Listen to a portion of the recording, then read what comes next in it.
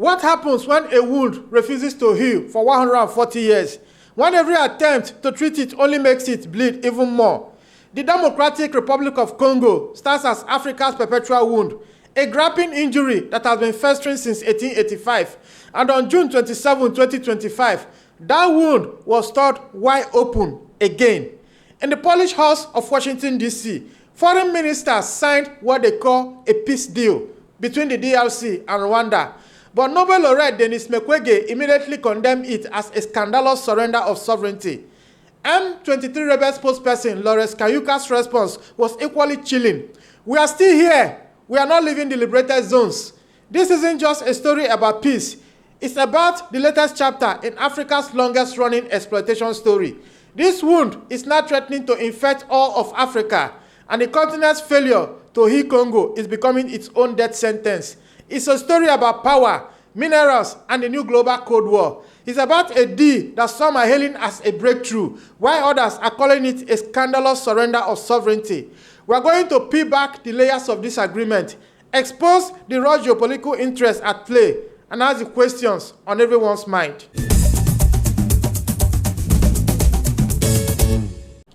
How does a country with an estimated 24 trillion in mineral wealth become one where 60% of the population lives on less than $2 per day? The Democratic Republic of Congo embodies the ultimate contradiction, a geopolitical scandal that produces the cobalt for your smartphone, the coltan for your laptop, the copper for electric vehicles, and the diamonds that symbolize eternity. Yet, its people remain trapped in poverty.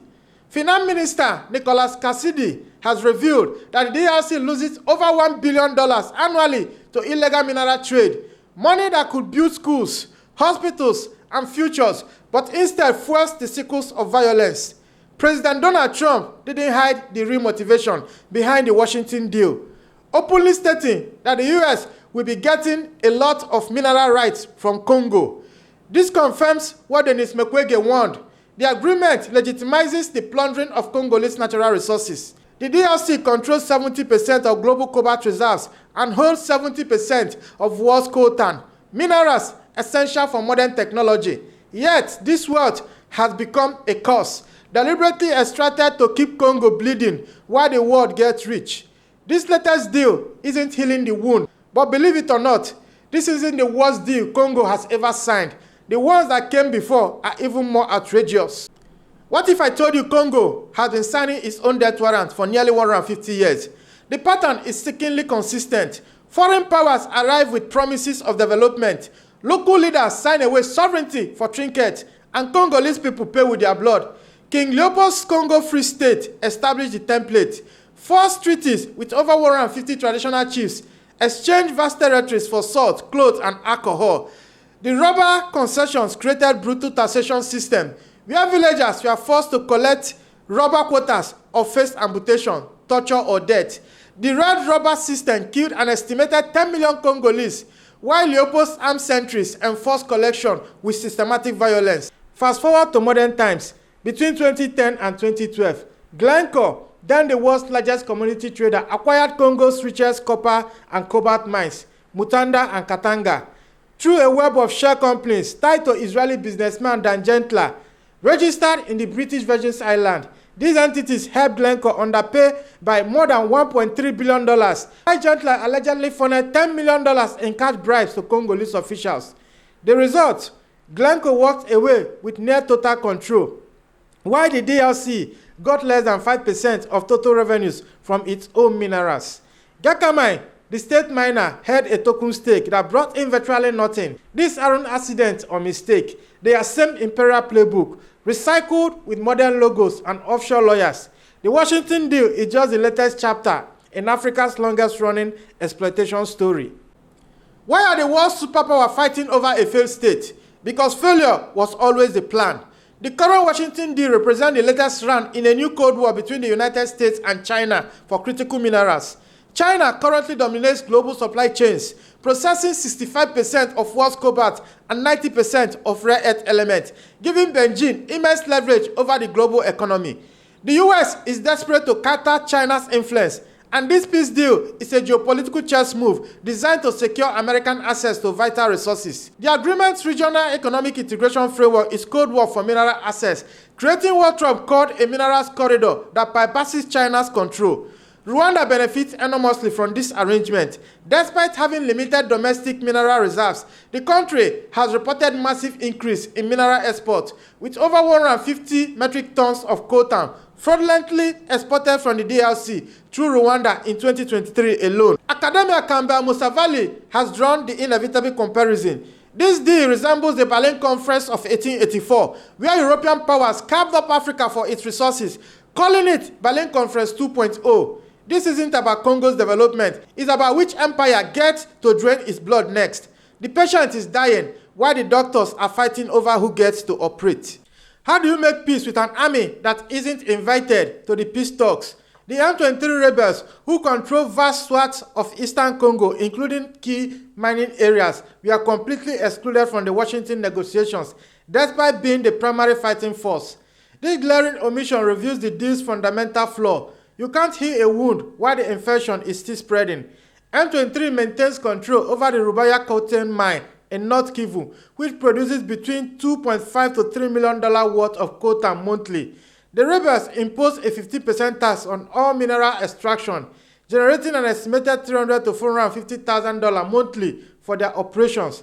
According to UN estimate, Rubaya alone accounts for more than 15% of global tantalum supply. Lawrence Kanyaku's defiant response to the peace deal was chilling. It's June 28. We are still here. We are not leaving the liberated zones. The rebels have transformed from mere armed groups into what the UN officials describe as militarized entrepreneurs, a mining corporation with guns. Since seizing Goma and Bukavu in January 2025, M23 has consolidated control over North Kivu's mineral-rich territories, with 70% of the province now under their authority. The peace deal's vague language about disengagement, disarmament, and conditional integration of non-state armed groups offers no concrete mechanism for addressing M23's entrenched presence. You can't heal a wound while the infection is still spreading. M23 isn't just a rebel group, it's a mining corporation with guns, and this deal just gave them a business license. What is wrong with this picture? What's missing from a peace deal? Justice. What's missing from justice? The victims. The Washington Agreement is utterly silent on accountability for the systematic atrocities that have plagued Eastern Congo for decades. There are no mechanisms for transitional justice, no special tribunals for war crimes, no reparations for survivors, nothing.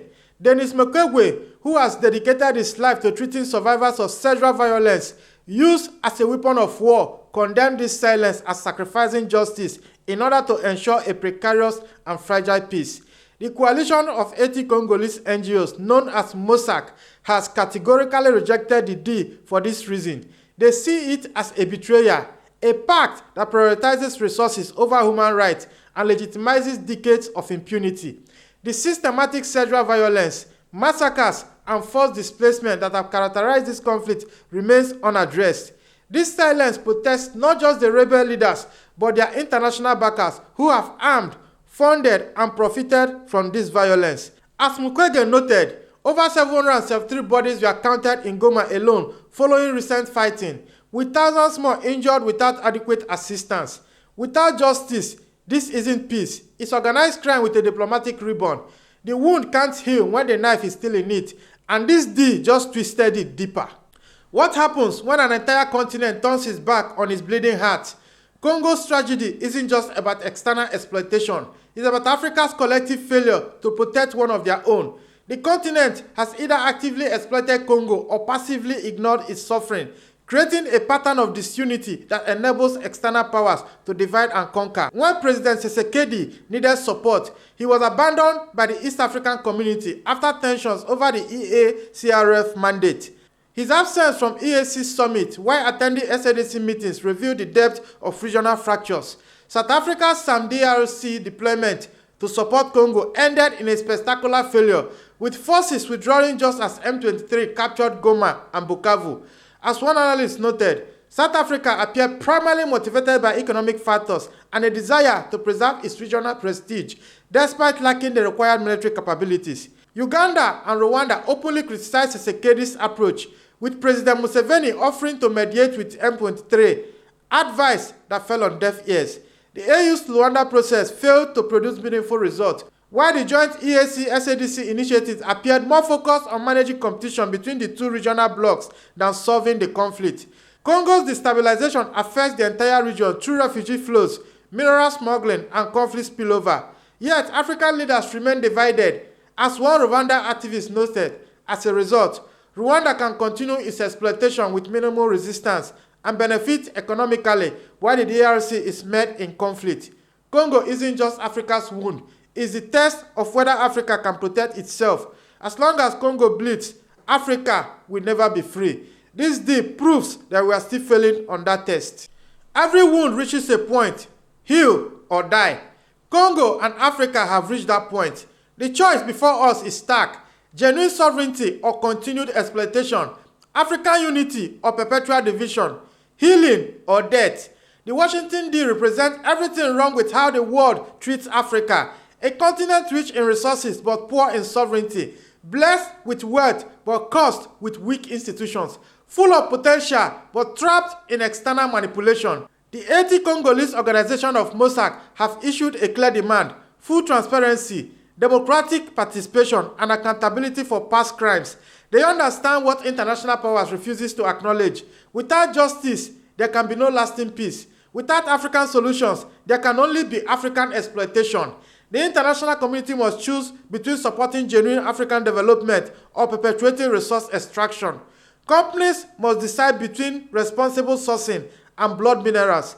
African leaders must choose between continental unity or individual gain.